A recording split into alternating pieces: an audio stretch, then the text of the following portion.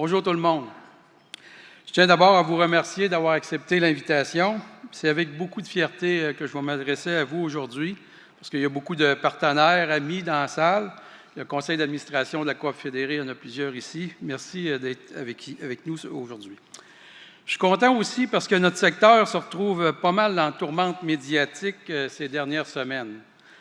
Vous avez probablement entendu parler de l'agriculture et de l'agroalimentaire plus que de ce qu'on a l'habitude.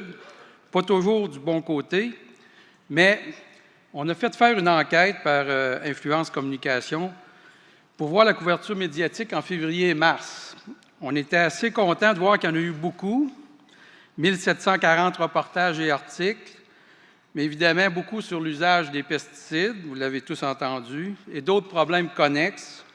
Il y a même eu, tout le monde a été à partie, notre ministre a été nommé, des fonctionnaires, des agronomes, on a le président de l'Ordre qui est ici, les entreprises privées, les activistes, les chercheurs, les lobbyistes, tout le monde y a passé, ça a été de toute beauté. Je ne suis pas certain que tous ces groupes s'écoutent puis se comprennent. Malheureusement, on espère que ça arrête, mais des fois, ça continue. Fait que je pense qu'il était pertinent de vous fournir un peu une perspective de ces enjeux, puis comment on peut rééquilibrer les choses, entre autres chez nous à la Coop fédérée. Évidemment, la période qu'on le fait, c'est le bon temps. Je ne vous dirai pas que je suis content qu'il ne fasse pas beau dehors, mais sinon, notre conseil d'administration n'aurait pas pu être ici aujourd'hui parce qu'on est en pleine période de semis. Ceux qui ne le savent pas, on va y arriver. Et puis, évidemment, les producteurs, vous allez le voir, que vous le savez, ils se lèvent tous les matins pour réussir à nourrir les gens d'ici avec beaucoup de passion.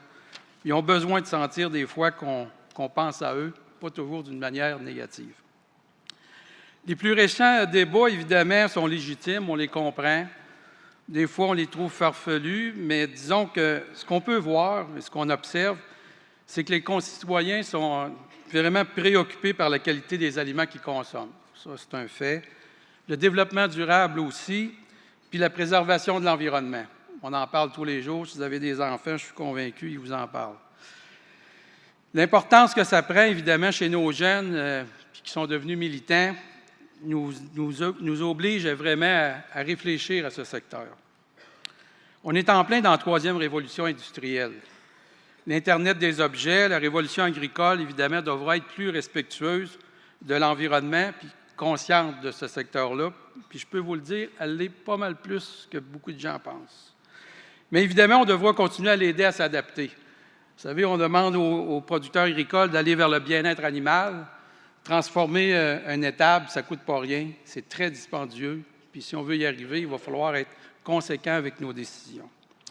On va devoir aussi éduquer les citoyens pour les aider justement à être plus conséquents, surtout en matière d'alimentation. Souvent, pour les sondages qu'on a faits, je vous dirais que c'est le portefeuille qui parle. Une journée, on parle qu'on veut manger bio, mais le lendemain, on ajoute qu'est-ce qu'il y a sur la tablette. Le fait saillant de la prochaine décennie sera probablement la rencontre de producteurs agricoles, des agronomes, des nutritionnistes, des écologistes, parce que c'est le grand public qui force cette rencontre-là. La pression est forte sur l'agriculture, sur le système de transformation alimentaire, sur les secteurs de détail, puis sur toute la filière agroalimentaire. L'ensemble de la chaîne, présentement, est mis à partie. Le monde actuel dans lequel on navigue, nous, à la Coop fédérée, c'est celui-là, et puis on va être encore tributaire pour longtemps. C'est une transformation majeure des systèmes agricoles et des économies rurales, de la gestion des ressources naturelles, qui est en marche, parce qu'on n'est pas en technologie de rupture, mais presque compte tenu de tout ce que tout le monde dit.